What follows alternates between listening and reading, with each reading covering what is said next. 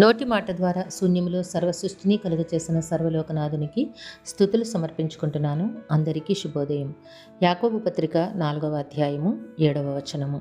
కాబట్టి దేవునికి లోబడియుండుడి, అపవాదిని ఎదిరించుడి, అప్పుడు వాడు మీ యొద్ద నుండి పారిపోవును.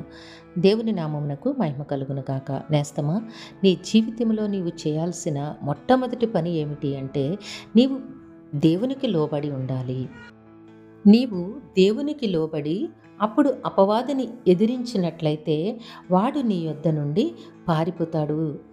నీవు అపవాదిని ఎదిరించాలి అన్న ప్రయత్నమైతే చేస్తున్నావు, కానీ దేవునికి పరిపూర్ణంగా లోబడలేకపోతూ ఉన్నావు.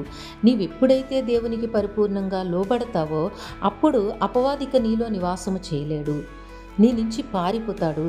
నీవు అపవాదిని ఎదిరించగలిగే శక్తి నీకు వస్తోంది. కాబట్టి నేస్తమా, నీవు దేవునికి ఇష్టునిగా ఉండడానికి ప్రయత్నం చెయ్యి. దేవుని మాటకు లోబడు. దేవుని ఆజ్ఞ ప్రకారము జీవించడానికి నీవు కోరుకో, ప్రయత్నం చెయ్యి. దేవుని సహాయాన్ని అర్థించు. అప్పుడు తప్పకుండా నీ జీవితంలో ఉన్నతమైన విజయములను నీవు పొందుతావు. అపవాదిని ఎదిరిస్తావు, వాడు నీ యొద్ద నుండి పారిపోతాడు. అపవాది నీ యొద్ద నుండి పారిపోతే దేవునితో నీవు సహవాసము చేస్తావు. నీ బ్రతుకంతా ఆశీర్వాదకరముగా ఉంటుంది.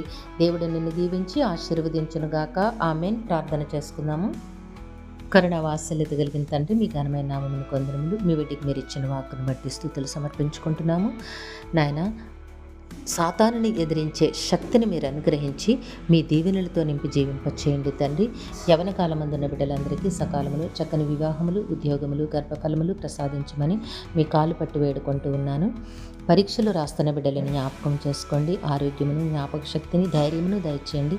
ప్రతి ప్రశ్నకు సరైన సమాధానమును రాసి ఉన్నతమైన విజయము పొందినట్లుగా దీవించండి.